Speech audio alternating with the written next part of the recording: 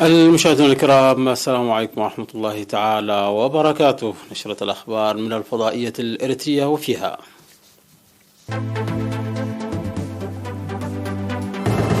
3 إصابات بفيروس كورونا في البلاد اليوم.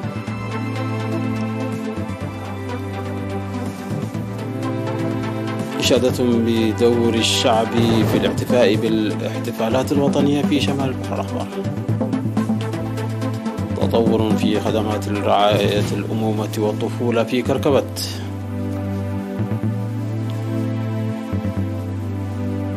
انتهاء عملية تعقوبة الأوروبية لمكافحة الإرهاب في مالي. لابد يتسلم رئاسة الوزراء في إسرائيل من بنت.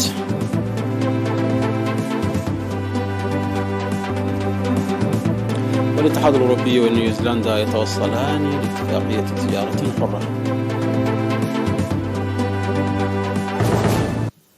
أهلا بكم مشاهدينا. أعلنت وزارة الصحة بأن الفحوصات المخبرية التي أجريت اليوم في الإقليم الأوسط أدخلت إصابة 3 مواطنين من عداقة حموس بفيروس كورونا. في غضون ذلك شوفي مريض كورونا واحد في الإقليم الأوسط، وبهذا بلغ عدد المصابين بفيروس كورونا في البلاد حتى الآن 9801. شوفي منهم 9684، وتوفي 103 مريض، فيما يتلقى 14 مريضا الرعاية في المستشفيات. وزارة الصحة الأول من يوليو 2022.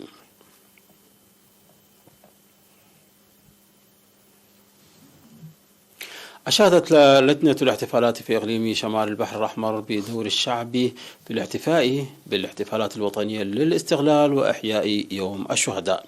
وأوضحت مسؤولة اللجنة السيدة زينب عمر بالتقييم الذي جرى في 28 من يونيو المنصرم أن برامج الاحتفالات المنفذة هي نتاج جهود اللجان وتنسيقها مع الشعب والجهات الحكومية.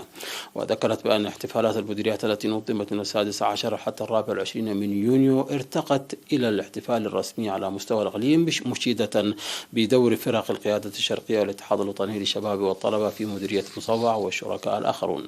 من جانبها أشادت حاكم إقليم شمال البحر الأحمر السيدة أسمرة أبرهة بالتنسيق العالي، داعية لتعزيز مساهمة الموارد الثقافية المتنوعة والمؤسسات الكبيرة وتنسيق كافة الجهات لإحياء هذه الاحتفالات. وبحث الاجتماع المميزات والنواقص وسبل حلها مستقبلا.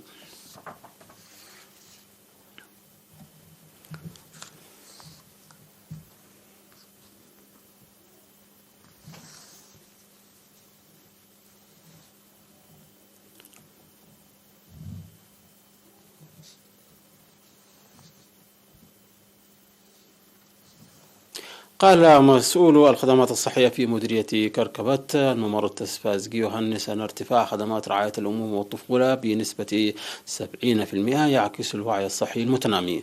وأوضح تقديم المؤسسات الصحية في المديرية خدمات رعاية الأموم والطفولة والصيدلة والتطعيم والتحاليل الطوعية ومتابعة ومراقبة الأمراض المعدية، مشيرا إلى ولادة الحوامل في المؤسسات الصحية بنسبة 60%. وذكر إرساء 5 عيادات ومركز صحي بعد الاستغلال والارتفاع الكبير في عدد الكادر الصحي، والذي يساهم في خفض وفيات الأمهات والأطفال. وحث لفتح مؤسسات صحية إضافية وضعا في الاعتبار لسعة المديرية. كما أعرب السكان عن ارتياحهم من الخدمات الصحية المقدمة ومكافحة الأمراض المعدية.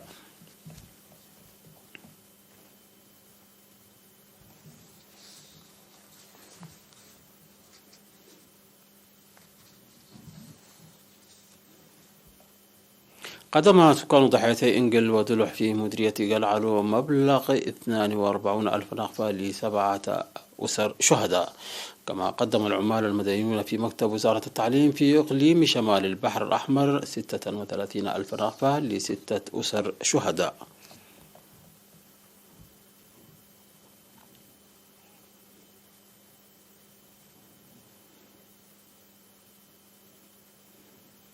تلقى 132 طالبا من 13 مديرية في إقليم الغاشبركة دورة تأهيلية في العلوم الاجتماعية نظمها الاتحاد الوطني للشباب والطلبة في مدينة بارنتو، وتضمن التأهيل أهمية الكادر والحرب النفسية وأعمدة الميثاق الوطني والشباب والاقتصاد وأولويات الفكر والسياسة والشباب وحماية البيئة وتقنية المعلومات.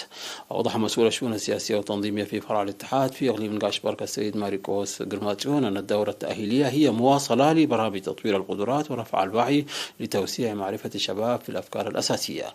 من جانبه دعا مسؤول الشؤون السياسية في الجبهة الشعبية للديمقراطية والعدالة في إقليم غاشبركة السيد أحمد طاهر كافة الجهات الحكومية للعمل بقوة لتطوير قدرات الشباب المهنية والسياسية.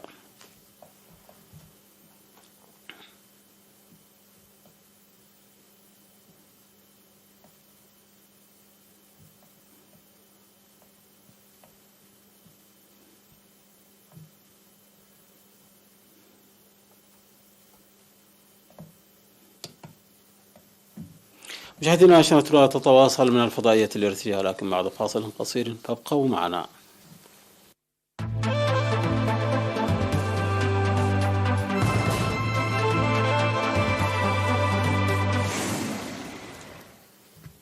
أهلا بكم مجددا. وفي الشأن العالمي، أعلنت فرنسا انتهاء انتشار قوة تاكوبا، والتي تضم قوات أوروبية خاصة مكلفة بدعم القوات المالية في القتال ضد الجماعات المتطرفة المرتبطة بتنظيمي القاعدة وداعش.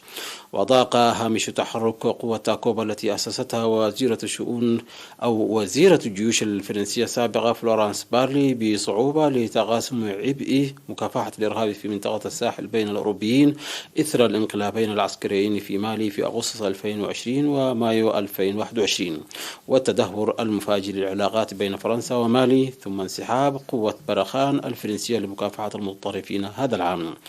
وقالت إن قوتي برخان وتاكوبا تشهدان على ما يمكن للأوروبيين إنجازه معا في ظروف أمنية معقدة، مؤكدة بأن الدروس من هذه التجربة على الأرض ستدوم.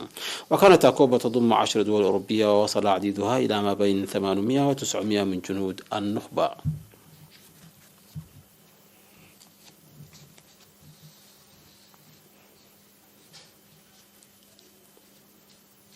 تسلم وزير الخارجية الإسرائيلية إير لابيد منصب رئاسة وزراء الدولة العبرية من شريك نفتالي بنت، وسيقود لابيد حكومة انتقالية بعد حل الكنيسة إلى غاية إجراء انتخابات عامة جديدة في نوفمبر المقبل. وقال وزير الخارجية الأمريكي توني بلينكن أن الحكومة الأمريكية تقدم أحر التهاني لرئيس الوزراء الإسرائيلي الجديد يائير لابيد.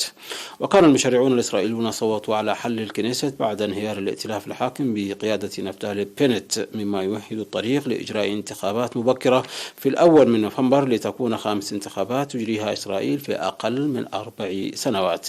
من جهته تعهد نتنياهو بالعودة للسلطة على رأس حزب الليكود اليميني، وكان قد أطاح به العام الماضي ائتلاف بنت الذي ضم أحزاب من اليمين واليسار بالإضافة إلى أحزاب عربية.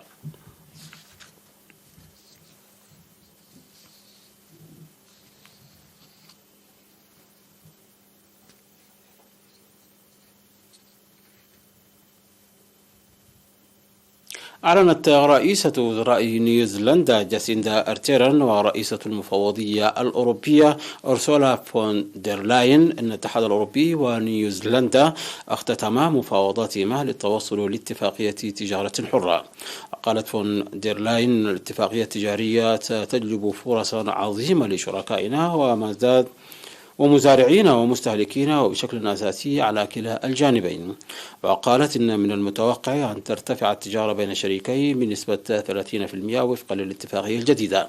وتشير تقديرات المفوضية إلى أنه يمكن توفير حوالي 140 مليون يورو في شكل رسوم سنويا مع إلغاء معظم التعريفات الجمركية.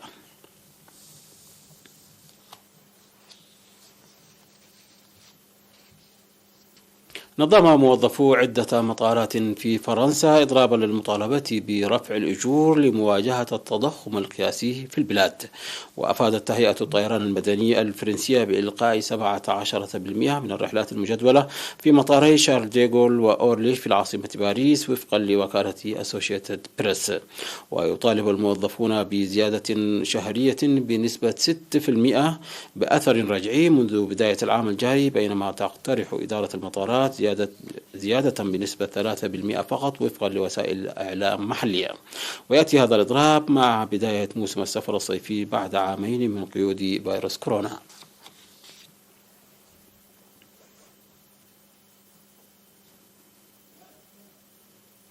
مشاهدينا، قبل الختام إليكم تذكير بأهم ما جاء في هذه النشرة من أنباء. 3 إصابات بفيروس كورونا في البلاد اليوم.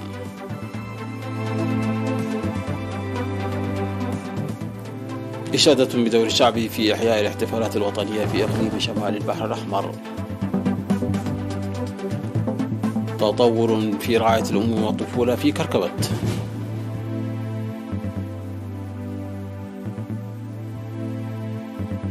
انتهاء عملية تاكوبا الأوروبية لمكافحة الإرهاب في مالي. لابد يتسلم رئاسة الوزراء في إسرائيل من بنت.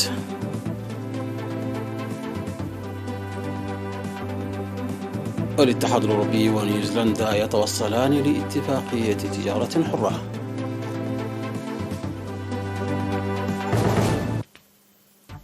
انتهت النشرة. شكرا على حسن المتابعة. تحية لكم أينما كنتم. إلى اللقاء.